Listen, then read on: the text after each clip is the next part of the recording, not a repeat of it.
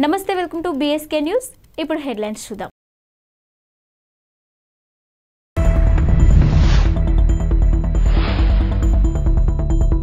Why not Pulivendula Devineni Uma.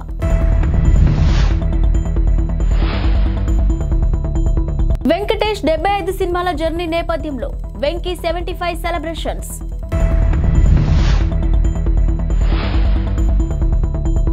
మూడు రోజుల పాటు పవన్ కాకినాడలో మకాం.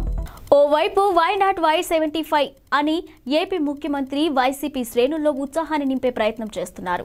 ఇదే సమయంలో వైనాట్ పులివెందుల అని టీడీపీ నేతలు అంటున్నారు. ఇక తాజాగా ఎక్స్ వేదికగా మాజీ టీడీపీ నేత దేవినేని ఉమా స్పందిస్తూ వైనాట్ పులివెందుల అంటూ టీడీపీ నినదిస్తుందని చెప్పారు. ఇక ఈ ఏడాది ఆగస్టు 2023న సింహాద్రిపురంలో చంద్రబాబు పర్యటన, అదే ఊరిలోని ఈ నెలలో జరిగిన జగన్ పర్యటన వీడియోలను ఆయన షేర్ చేసుకొచ్చారు. ఇక పర్యటనకు జన నీరాజనం, జగన్ వస్తే పత్తాలేని జనం, జగన్ పని అయిపోయింది అని ఆయన ఎద్దేవా చేశారు. వెంకటేష్ 1986లో కలియుగ పాండవులు సినిమాతో హీరోగా ఎంట్రీ ఇచ్చారు. తొలి సినిమాతోనే భారీ విజయాన్ని అందుకున్నారు. ఇక ప్రేమ సినిమాతో యూత్ కి మరింత చేరువైన వెంకీ శ్రీనివాస కళ్యాణం, స్వర్ణ కమలం సినిమాలతో ఫ్యామిలీ ఆడియన్స్ కి చేరువయ్యారు. ఇక 90లలో వచ్చిన బొబ్బిలి రాజా, శత్రువు, కూలీ నెంబర్ 1 సినిమాలు ఆయనను తిరుగులేని స్టార్ ను చేశాయి. ఇక వెంకటేష్ తనకంటూ ఒక స్టైల్ ను సెట్ చేసుకున్నారు. తనదైన బాడీ లాంగ్వేజ్, డైలాగ్ డెలివరీతో అభిమానులను పెంచుకున్నారు. ఇక కామెడీ చేయడం అనేది ఫైట్స్ చేసినంత తేలిక కాదు. అలాంటి కామెడీని అవలీలగా పండించడం వెంకటేష్ కి ప్రత్యేకగా మారింది. జనసేన చీఫ్ పవన్ కళ్యాణ్ కాకినాడలో పర్యటించనున్నారు. ఈ నెల 28 నుంచి 3 రోజుల పాటు అక్కడే మకాం వేయనున్నారు. కాకినాడ పార్లమెంటు నియోజకవర్గంలో పార్టీ పరిస్థితిపై సమీక్ష జరపనున్నారు. జనసేన లోకల్ లీడర్లతో పాటు కార్యకర్తలను కలుసుకుంటారని సమాచారం. అయితే ఈ టూర్ షెడ్యూల్ను జనసేన ఇంకా అధికారికంగా ప్రకటించలేదు. ఇక మంగళవారం సాయంత్రానికి షెడ్యూల్పై స్పష్టత రానుందని పార్టీ వర్గాలు తెలిపాయి. జనసేనాని సమీక్ష తర్వాత కాకినాడ పార్లమెంటు పరిధిలోని నియోజకవర్గాలలో పార్టీ ఎక్కడి నుంచి పోటీ చేయనుందనే విషయంపై క్లారిటీ వస్తుందని ఆ పార్టీ నేతలు చెప్తున్నారు. అనధికారిక సమాచారం ప్రకారం ఈ నెల 28, 29, 30 తేదీలలో పవన్ కళ్యాణ్ కాకినాడలో పర్యటిస్తారు. ఇక ఆయన పర్యటనపై జనసేన వర్గాలతో పాటు మిగతా పార్టీ నేతల్లోనూ ఆసక్తి నెలకొంది. ఎన్నికలకు సమయం దగ్గర పడుతున్న తరుణంలో ఏపీ రాజకీయాల్లో ఆసక్తికర పరిణామాలు చోటు చేసుకుంటున్నాయి. ఇప్పటికే టీడీపీ, జనసేన పార్టీలు పొత్తు పెట్టుకున్నాయి. ఇక ఎవరు ఊహించిన విధంగా టీడీపీ అధినేత చంద్రబాబుతో ప్రముఖ ఎన్నికల వ్యూహకర్త ప్రశాంత్ కిషోర్ భేటీ అయ్యారు. ఈ ఎన్నికలో టీడీపీ తరఫున పీకే పనిచేసే అవకాశాలు కనిపిస్తున్నాయి. ఇక మరోవైపు తెలంగాణలో విజయం సాధించిన కాంగ్రెస్ పార్టీ ఇదే జోరులో ఏపీలో కూడా కొంత పుంజుకునే విధంగా వ్యూహాలను రచిస్తుంది. అవసరమైతే ఏపీ ఎన్నికల్లో కాంగ్రెస్ తరపున పోటీ చేస్తానని టీఎస్ సీఎం రేవంత్ రెడ్డి ఇప్పటికే ప్రకటించారు. మరోవైపు తెలంగాణలో కాంగ్రెస్ పార్టీ గెలుపు కోసం వైఎస్ఆర్టీపీ అధ్యక్షురాలు వైఎస్ షర్మిల పోటీకి దూరంగా ఉన్న సంగతి తెలిసిందే. ఇక బీఆర్ఎస్ కు వ్యతిరేకంగా ఓట్లు చీలకూడదనే ఆలోచనతో ఎన్నికల్లో ఆమె పార్టీలో పోటీ చేయలేదు. ఎన్నికల్లో కాంగ్రెస్ కు ఆమె సంపూర్ణ మద్దతును ప్రకటించారు. ఇక కాంగ్రెస్ కు షర్మిల చేసిన ఉపకారాన్ని కాంగ్రెస్ హైకమాండ్ గుర్తుంచుకుంది. ఈ క్రమంలోనే ఏపీలో పార్టీ బాధ్యతలను షర్మిలకు అప్పగించాలనే యోచనలో అధిష్టానం ఉన్నట్టు విశ్వసనీయ వర్గాల సమాచారం. అయితే వైఎస్ రాజశేఖర రెడ్డి కూతురుగా షర్మిలకు ఏపీలో మంచి ఫాలోయింగ్ ఉందని పార్టీ పెద్దలు నమ్ముతున్నారు. ఇక షర్మిలను ఏపీ అధ్యక్షురాలుగా చేస్తే పార్టీకి మళ్లీ మంచి రోజులు వస్తాయని భావిస్తున్నారు. వైసీపీలో ఎక్కువ మంది కాంగ్రెస్ శ్రేణులే ఉన్న నేపథ్యంలో షర్మిలకు బాధ్యతలను అప్పగిస్తే ఆ పార్టీ ఓట్లు కాంగ్రెస్ కు చీలే అవకాశం ఉందని అంచనా వేస్తున్నారు. ఫ్రాన్స్ లో కొన్ని రోజుల పాటు చిక్కుకుపోయిన భారతీయులు ఎట్టకేలకు స్వేచ్ఛావాయువులు పీల్చుకున్నారు. మానవ అక్రమ రవాణా అనుమానాలతో ఫ్రాన్స్ లో 4 రోజుల పాటు నిలిచిపోయిన విమానం నేడు భారతీయులతో స్వదేశానికి చేరుకుంది. ఇక ప్యారిస్ లో స్థానిక కాలమానం ప్రకారం మధ్యాహ్నం 2:30 బయలుదేరిన విమానం ఈ తెల్లవారుజామున 4 గంటలకు ముంబైలో దిగింది. మొత్తం 276 మంది ప్రయాణికులు భారత్ కు వెళ్లేందుకు సుముఖత వ్యక్తం చేశారని ఫ్రాన్స్ వర్గాలు తెలిపాయి. ఇక 5 చిన్నారులు సహా మొత్తం 27 మంది ఫ్రాన్స్ లోనే ఉండిపోయారని పేర్కొన్నారు. అయితే వారు ఫ్రాన్స్ లో శరణార్థులుగా ఆశ్రయం కోరినట్టు తెలిపారు. దాయాది దేశం పాకిస్తాన్ లో వచ్చే ఏడాది ఫిబ్రవరిలో జరగనున్న సాధారణ ఎన్నికలు 2024లో మొట్టమొదటిసారిగా ఓ హిందూ మహిళ బరిలో నిలవబోతుంది. ఖైబర్ పఖ్తూన్ఖ్వాలోని బునేర్ జిల్లా ఒక జనరల్ సీట్ నుంచి పోటీ చేసేందుకు సవీరా ప్రకాష్ అనే హిందూ మహిళ నామినేషన్ దాఖలు చేసింది. ఇక బునేర్ జిల్లాలోని PK-25 జనరల్ సీటుకు పాకిస్తాన్ పీపుల్స్ పార్టీ PPP తరఫున ఆమె అధికారికంగా నామినేషన్ పత్రాలను సమర్పించారని మీడియా రిపోర్టులు పేర్కొన్నాయి. కాగా సవీరా ప్రకాష్ తన తండ్రి ఓం ప్రకాష్ అడుగుజాడల్లో నడుస్తున్నారు. ఇక డాక్టర్గా ఇటీవలే పదవి విరమణ చేసిన ఓం ప్రకాష్ గత 35 ఏళ్లుగా PPP కోసం అంకిత భావంతో పనిచేస్తున్నారు. దీంతో తండ్రి మాదిరిగా ప్రజా సేవ చేయాలని సవీరా భావిస్తున్నారంట. ఇక వచ్చే ఎన్నికల్లో గెలుపుపై ఆమె ఆశాభావంతో ఉన్నారు.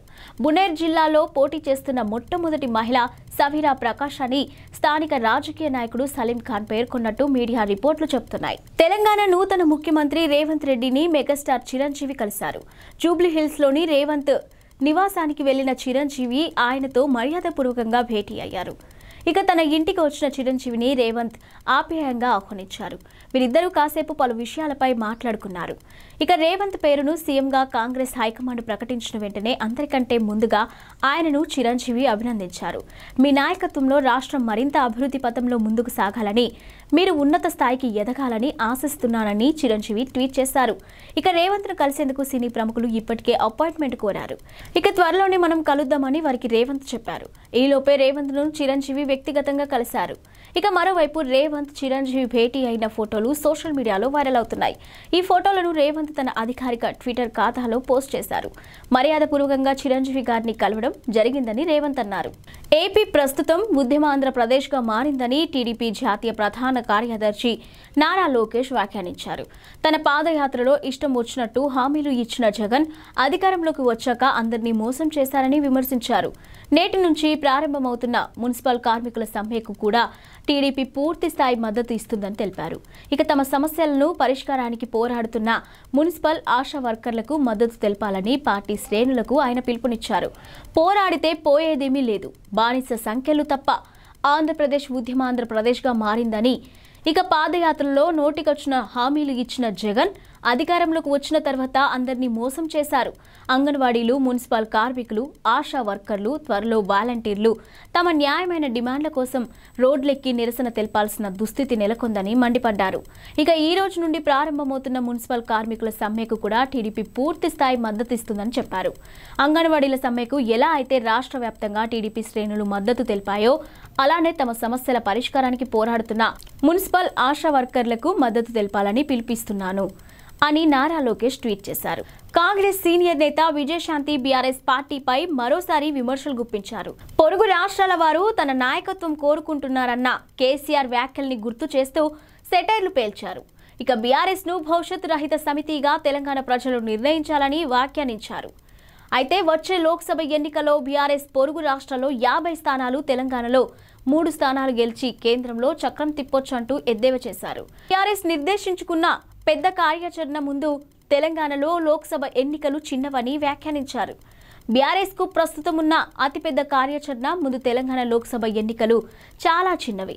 ఇక ప్రకటించుకున్న జాతీయ పార్టీగా ఆ పార్టీ అధ్యక్షులు కేసీఆర్ గారు కర్ణాటక, మహారాష్ట్ర, ఆంధ్రప్రదేశ్లల్లా లక్షలాది ప్రజలు వారి నాయకత్వం కోరుకుంటున్నారని గతంలో ఎన్నో మార్లు తెలంగాణ ప్రజల ముందు ప్రగల్భాలు ఘనంగా చెప్పుకున్న సంఘటనల దృష్ట్యా ఆయా రాష్ట్రాల వల్ల అత్యవసరంగా పనిచేసి భవిష్యత్ రహిత సమితిగా అని తెలంగాణ సమాజం నిర్ణయించుకుందని, బీఆర్ఎస్ కు అనేక ఎంపీలు వారు గెలిపించి తీరుతారని బహుశా అని పేర్కొన్నారు. పాలస్తీనాపై దాడి చేస్తున్న ఇజ్రాయెల్ దాని మిత్ర దేశాలను ఇరాన్లోని హౌతీ ఉగ్రవాదులు టార్గెట్ చేసుకున్న విషయం తెలిసిందే. ఇక అంతర్జాతీయ వాణిజ్యానికి ఆటంకాలు సృష్టించే దిశగా హౌతీలు ఎర్ర సముద్రంలో సరుకు రవాణా నౌకలపై డ్రోన్ దాడులకు దిగుతున్నారు. ఇక ఈ నేపథ్యంలోనే హౌతీలు తాజాగా మరో హెచ్చరికను జారీ చేశారు. ప్రపంచ ఇంటర్నెట్ వ్యవస్థపై దాడి చేస్తామని ప్రకటించారు. బాబ్ అల్ మందజ్ జలసంధి మీదుగా సముద్ర భూగర్భం నుంచి వెళ్తున్న ఇంటర్నెట్ కేబుళ్లను కత్తిరిస్తామని వార్నింగ్ ఇచ్చారు. ఫలితంగా ప్రపంచానికి ఇంటర్నెట్ సేవలు నిలిచిపోతాయని హెచ్చరించారు. ఇక ఎర్ర సముద్రంలో బలగాలు మోహరించాలన్న అమెరికా నిర్ణయానికి ఇటలీ, స్పెయిన్ మద్దతిస్తాయనే వార్తలతో తాము ఈ నిర్ణయం తీసుకున్నట్లు సమాచారం. ఇక ఈ ప్రపంచాన్ని రాతి యుగంలోకి నెట్టేస్తామన్నారు. కాగా హౌతీ హెచ్చరికలపై సర్వత్రా ఆందోళన వ్యక్తమవుతుంది. హౌతీలను కట్టడి చేయకపోతే ప్రపంచానికి నెట్వర్క్ సమస్య ఏర్పడుతుందని అరబ్ అంతర్జాతీయ మీడియా హెచ్చరించింది.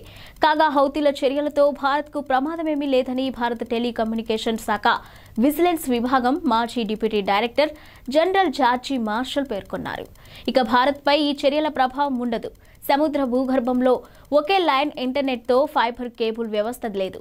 ఇక దేశాల మధ్య వేర్వేరు సంస్థలకు చెందిన కేబుళ్లు ఉన్నాయి.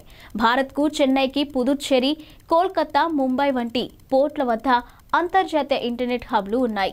ముంబై, హైదరాబాద్ లైన్లు ఏవైనా ఇబ్బందులు తలెత్తే సర్వీస్ ప్రొవైడర్లు వెంటనే చెన్నై లేదా కోల్కతా హబ్ నుంచి డేటాను యాక్సెస్ చేస్తారు. ఇక అర్జెంటీనా వంటి పలు దేశాల నుంచి కూడా మన హబ్లకు అత్యవసర ఇంటర్నెట్ కనెక్టివిటీ అవకాశాలు ఉన్నాయని తెలుపుకొచ్చారు. ఇవి ఇప్పటివరకున్న బులెటిన్ అప్డేట్స్.